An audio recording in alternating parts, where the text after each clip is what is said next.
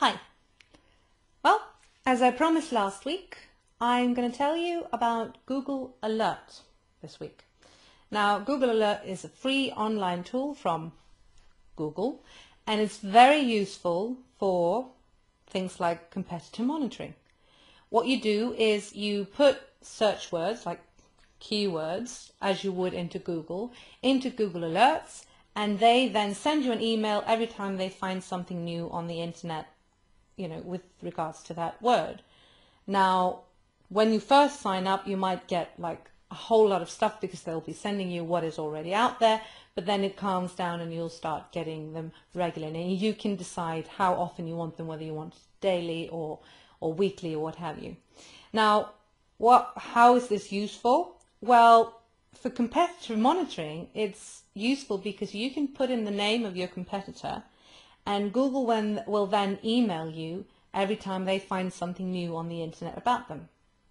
So that's obviously very useful. You can also do this with your own brand, your own name. You can put that in there, and every time Google finds something new on the internet about you or your brand or your product, your service, what have you, you'll get an email. Obviously useful.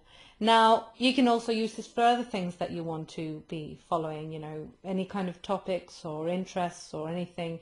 You can get a Google sort of digest sent to you by using Google Alerts. So I'm going to just show you with a screenshot how it works. Now, what we do is we go to google.com and then alerts. Here we put in the search query, the word or phrase or whatever it is that you want to look for. So let's say we want to find out about LinkedIn. Now here you see what's going to be coming up. There's 7 new results for LinkedIn.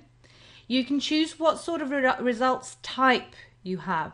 That is, you can get literally everything Google finds. You can get whatever Google finds in news, what they find in blogs, what they find in videos, what they find in discussion threads, and what they find in books. Now, if you want to select different ones of these, you're going to have to make different results. So you have to put in an alert for news, and then you have to put in another alert for the same query, but for blogs, for example. Now, you can choose how often you get the emails from Google Alerts. You can get them as it happens, as Google finds it. You can get it once a day, you can get it once a week. You can also choose whether you get literally all the results or whether you get only the best results. And this is going to depend on what you're looking for. If you've got very specific phrases, then you might just want to get all the results. Whereas if you've got a wide phrase like LinkedIn, you only want to be getting the best results, because otherwise you're going to get a whole lot of useless stuff.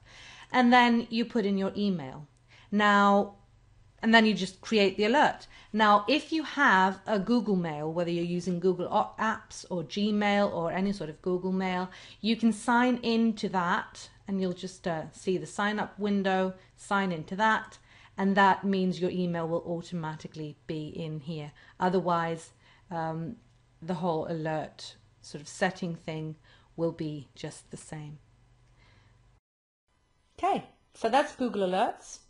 Now, I suggest you get on with it, put it to good use, get in there, sign up, put in some words that are important for you to monitor, and it'd be great to hear how you're doing with it. You can use the comment system if you're watching on the blog or wherever you're watching, you know how to get in touch.